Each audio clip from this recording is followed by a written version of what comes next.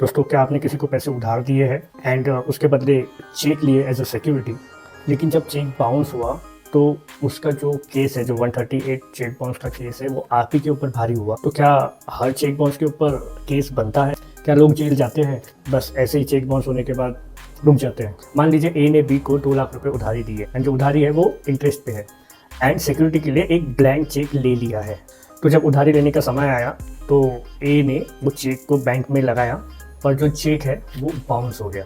तो फिर ए सोचता है, मैं चेक बाउंस का जो केस है सेक्शन 138 निगोशिएबल इंस्ट्रूमेंट का जो सेक्शन 138 है उसका जो केस है मैं बी पे लगाऊंगा। पर इसमें कोर्ट एक बहुत बड़ी चीज़ बोलता है। ये केस जाता है कोर्ट में और वहाँ पे कोर्ट में बी बोलता है यह चेक लीगली रिकवरेबल डेब्ट के लिए नहीं था, यह सिर्फ सिक्योरिटी के लिए चेक था। मतलब it was just a security check which is given to A by B. तो दोस्तों, अब सवाल यह है कि हर सिक्योरिटी चेक में निगोशिएबल इंस्ट्रूमेंट एक्ट का सेक्शन 138 लगेगा? तो आइए इसको और अच्छे से समझते हैं। दोस्तों, सेक्शन 138 तब लागू होता है जब लीगली इन्फोर्सिएबल डेब्ट हो। मतलब जो डेब्ट हम दे रहे हैं वो लीगली इन्फोर्सिएबल हो, इन द सेंस मान लीजिए वो बैंक की तरफ से आपको डेब्ट मिला हो, तो it was there some documentation, तो वो जो रहेगा वो लीगली इन्फोर्सिएबल चेक के श्रेणी में आएगा। दूसरी चीज ये है, जो चेक है उसी डेब्ट के डिस्चार्ज के लिए यूज होगा। इन द सेंस जैसे चेक उधारी के लिए है तो उसी में वो डेब्ट में लगेगा, किसी और चीज के लिए नहीं लगेगा। तीसरी चीज ये है कि जब भी रिकवरी की बात आए तब प्रॉपर 30 डेज का नोटिस, लीगल नोटिस भेजा जाना अनिवार्य है। और जो नोटिस है वो चेक बाउंस के 30 दिन के अंदर ही आपको देना पड़ेगा। तो दोस्तों, इन दिस केस अगर चेक सिर्फ सिक्योरिटी पर्पस के लिए है और इससे एक्चुअल जो लाइबिलिटी क्लियर नहीं होती, यह केस जो है वो कोर्ट में कमजोर हो सकता है।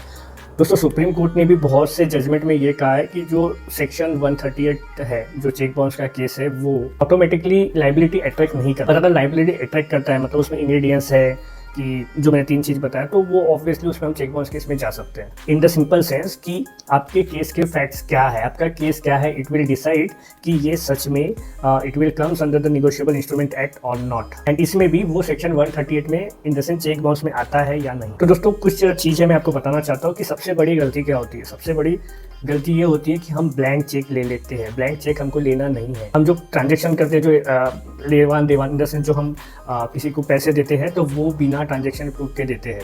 पैसे दे दिए, प्रूफ नहीं है, तो ये भी फिर आपके लिए धोखादायक है।